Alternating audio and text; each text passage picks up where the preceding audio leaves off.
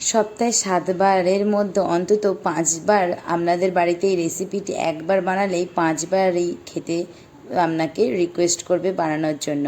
এতটাই বন্ধুরা টেস্টি হয়। পুরভরা পনিরের রেসিপিটি যেমন কিন্তু হেলদি, তেমন কিন্তু সে খেতেও খুব সুস্বাদু হয়। তাহলে চলুন দেখে নিই যে কীভাবে আমি বানালাম। তো আমি পামেলা আজকে চলে এসেছি পনিরের পুরভরা পরোটা রেসিপি নিয়ে। এটি সকালবেলায়, সন্ধ্যের সময় কিংবা রাত্রির বেলাতেও জাস্ট জমে যায়। আর এর সঙ্গে কোনো সবজিও লাগে না, শুধুমাত্র পরোটা হলেই কিন্তু একদম জমে ক্ষীর। প্রথমে কিন্তু আটা নিয়েছি, আটা দিয়ে আজকে রেসিপিটি করব। আটাতে দিয়ে দিলাম 1 চিমটির মতন কালো জিরে আর লবণ। ওটা ভালো করে আটার সঙ্গে মিশিয়ে নিয়ে এবারে কিন্তু অল্প অল্প জল দিয়ে, যেমন আটার ডো এমনি মেখে থাকি আমরা রুটি করার জন্য, তো সেই রকমভাবেই কিন্তু মেখে নেব। এইটা কিন্তু সকালবেলাতে আমাদের অনেক কাজের ঝামেলা থাকে, তো সেই সময় কিন্তু এই পনিরের পরোটা রেসিপিটি একটুখানি পনির থাকলেই কিন্তু ঝটপট করে কিন্তু বানিয়ে নিয়ে নিতে পারেন। এইদিকে আটা মাখাটা আমার হয়ে গেল, তো আটা মাখাটা সাইডে সরিয়ে রেখে এবার যে আমি পনিরটা যে পুর দেব পনিরের, তো সেই পনিরটা কিন্তু রেডি করে নেব। এই যে আমার আটা মাখাটা হয়ে গেল, এবার চলে এসেছি পনিরের দিকে। তো পনিরটা আমি নিয়ে নিয়েছি, এখানে এতটা মতন পরে নিয়েছি। আপনারা যদি আরও পনির নিতে চান তো নিতে পারেন। তারপরে এখানে দেখতে ধনেপাতা কুচি, কাঁচা লঙ্কা কুচি আর একটা কুচি, সেটা হলো পেঁয়াজ কুচোনো। তো এই 3টে জিনিসই কিন্তু কুচোনো লাগছে। আর ব্যাস, এই 3টে জিনিস আমি কুচিয়েও নিয়েছি। আর এইদিকে আমি পনিরটাও নিয়ে নিয়েছি। তো পনিরটা নিয়ে এবার ভালো করে কিন্তু গ্রেট করে নেব। তো ভালো করে কিন্তু পনিরটা গ্রেট করে নেব।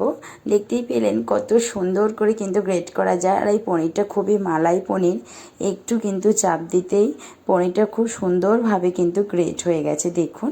আর কত সরু, একদম পাতলা পাতলা হয়েছে। তো আপনারাও কিন্তু এই ছোটো যে ছিদ্রটা থাকে, ছোটো ছিদ্রটা দিয়েই করবেন, খুব সুন্দরভাবে কিন্তু গ্রেট হয়ে যাবে। আর তারপরে এই যে ধনেপাতা কুচোনো, কাঁচা লঙ্কা কুচোনো, এইগুলো কিন্তু দিয়ে দিলাম। আর পেঁয়াজ কুচোটা অতটা লাগলো না, তার আমি অর্ধেকটা মতন এখানে কিন্তু নিলাম। এবার যেগুলো মশলা অ্যাড করব এতে, সেটা হলে এই যে দেখতে থাকুন।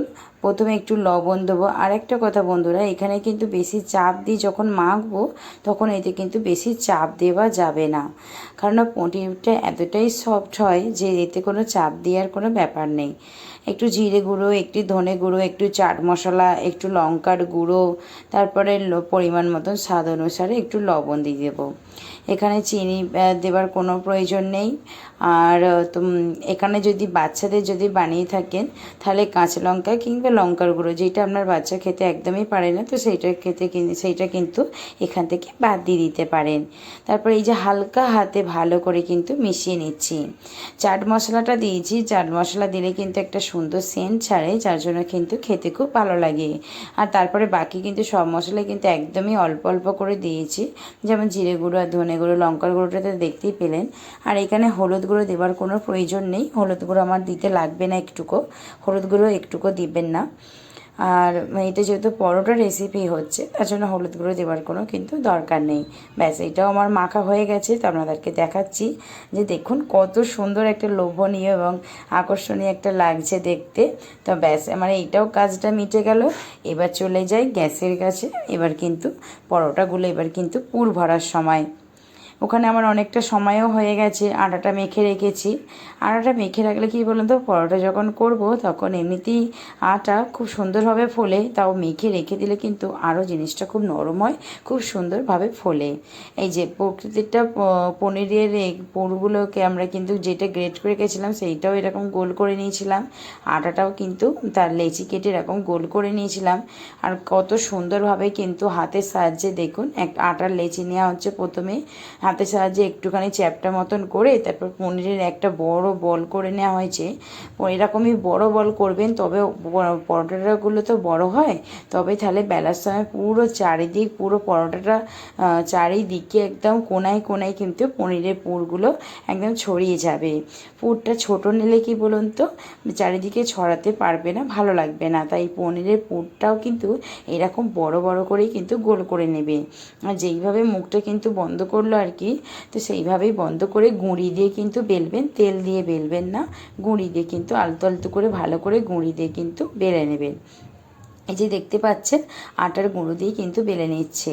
আর একটা কথা, এখানে আমরা দাদাভাইকে বললাম একটুখানি সাহায্য করো, তো ওকে কি করছে, মেয়ে নেল পলিশ পরিয়ে দিয়েছে, তো আপনারা হয়তো দেখে বুঝতে পারছেন, তাই বলেও দিলাম।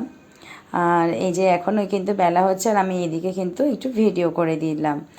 অ্যাকচুয়ালি ও এসে গেছে, তো বললো তাহলে আমি একটু হেল্প করবো। আমি বলছি ঠিক আছে তাহলে করো, তাহলে আমি ভিডিওটা করে নিচ্ছি। কারণ এক হাতে তো ভিডিওটা করি, আমার যে স্ট্যান্ডটা আছে, স্ট্যান্ডটা আমার সেরকম পজিশান নেই, আর ভালো পারি না লাগাতে, ওই জন্য। তো চলুন একটা একটা করে ভালো করে দেখতে পাচ্ছেন গোল করে বেলে নিচ্ছি। এখানে কিন্তু বেশি চাপ দিয়ে বেলবেন না। আর দেখুন আমার কিন্তু একটাও ফেটে যাচ্ছে না, আর একদমই কিন্তু কম তেলেতে কিন্তু এটা কিন্তু ভাজা হচ্ছে। দেখুন ওই চামচের হাফ চা চামচেরও কম তেল দিয়ে কিন্তু ভেজে নেওয়া হলো। একবার যখন হয়ে যাবে এপিট ওপিট করে ভালো করে তেল দিয়ে কিন্তু একটু ভেজে নেবো, ব্যাস। ভেজে নিলে কিন্তু পনিরের পুর ভরা পরোটার রেসিপি একদম পারফেক্টভাবে আমাদের রেডি হয়ে যাবে। আর কত সুন্দরভাবে দেখলেন ফুললো, একদম যেন সে ছোট্ট একটা ফুটবল, তাই না? কি সুন্দরভাবে ফুললো। এটা তো খেতে এতটাই সুন্দর হয়, আপনাদের কাছে অনুরোধ করছি যে একবার হলেও কিন্তু বাড়িতে অবশ্যই বন্ধুরা ট্রাই করে দেখবেন। একবার ট্রাই করলে বন্ধুরা আর কিন্তু এইটা ছাড়ে অন্য কিছু খেতে ইচ্ছা করবে না। এটা এতটাই সুন্দর, টেস্টি টেস্টি লাগে, আর প্রচুর হেলদিও আছে, যেহেতু পনির সবজি এইসব দিয়ে বানানো আছে, আর সাথে রয়েছে আটা। তো খুবই কিন্তু একটা হেলদি ব্রেকফাস্ট সন্ধ্যের সময় কিংবা আবার রাত্রিরে ডিনারেও হতে পারে। এই যে দেখুন, আর যদি একদম নিরামিষ দিনে আপনারা পনিরের পরোটা বানাতে চান, পেঁয়াজ না যদি খেতে চান, তো পেঁয়াজটা কিন্তু স্কিপ করে দিতে পারেন, নো প্রবলেম। তারপরে কিন্তু একইভাবে সব কিছু নিয়ে কিন্তু বানিয়ে নেবেন। তো এইভাবে ঘুরিয়ে ঘুরিয়ে অল্প তেলের সাহায্যে খুন্তি দিয়ে চেপে চেপে কি সুন্দরভাবে কিন্তু চারিদিকটা ফুলিয়ে একদম ভেজে নিতে হবে। গরম গরম ধোঁয়া ওঠে কিন্তু একদম পরোটা। তো এই পনিরের পরোটা খেতে কার কার ভালো লাগে, বা কে এর আগেও খেয়েছেন, তা কিন্তু কমেন্ট করে অবশ্যই জানাবেন। আর আমি তো এইটা আমার প্রথম খাওয়া হচ্ছে সত্যি বলতে। আর পনির আগে অনেক রকম রেসিপি খেয়েছি, কিন্তু পনিরের পরোটাটা কোনোদিনও খাওয়া হয় না। তো আমার যেহেতু বানিয়ে খাওয়া হয়ে গেছে, এখন আমি ভয়েস ওভার দিচ্ছি, তো স্বাদটা একদমই অতুলনীয়। তো অনেক রকম পরোটা আমরা ট্রাই করেছি, কিন্তু পনিরের পরোটাটা যে এত সুন্দর আর শুধুই এমনিতেই খাওয়া যায়, তা জাস্ট অসাধারণ। আপনাদের কাছে অনুরোধ করবো যে আপনারা মুখের কথা নয়, কাজে করে কিন্তু একদম বিশ্বাসী হয়ে সফল হাতে নাতে একদম পুরো পেয়ে যাবেন, যদি একবার এরকমভাবে বানিয়ে খান। তো আশা রাখছি আপনাদের কাছে রেসিপিটি অনেক সহজ এবং সুন্দরভাবে দেখাতে পেরেছি, এবং বোঝাতেও পেরেছি কি সুন্দরভাবে আপনারা রেডি করে নেবেন। তো আজকের মতন এতটুকুই। যদি কোনো কিছু বুঝতে না পারেন তা কমেন্টে সুন্দর করে লিখবেন, আমি আপনাকে অবশ্যই কমেন্টের মাধ্যমে জানিয়ে দেওয়ার চেষ্টা করব। তো আজকের মতন এতটুকুই। ভালো লাগলে একটি লাইক আর একটি কমেন্ট করে জানাবেন, আর এই চ্যানেলে যদি নতুন হয়ে থাকেন চ্যানেলটি সাবস্ক্রাইব করে রাখতে পারেন। তো ধন্যবাদ বন্ধুরা এতক্ষণ আমার সঙ্গে ভিডিওটি দেখার জন্য। তো টাটা, ভালো থাকবেন, সুস্থ থাকবেন, বাই।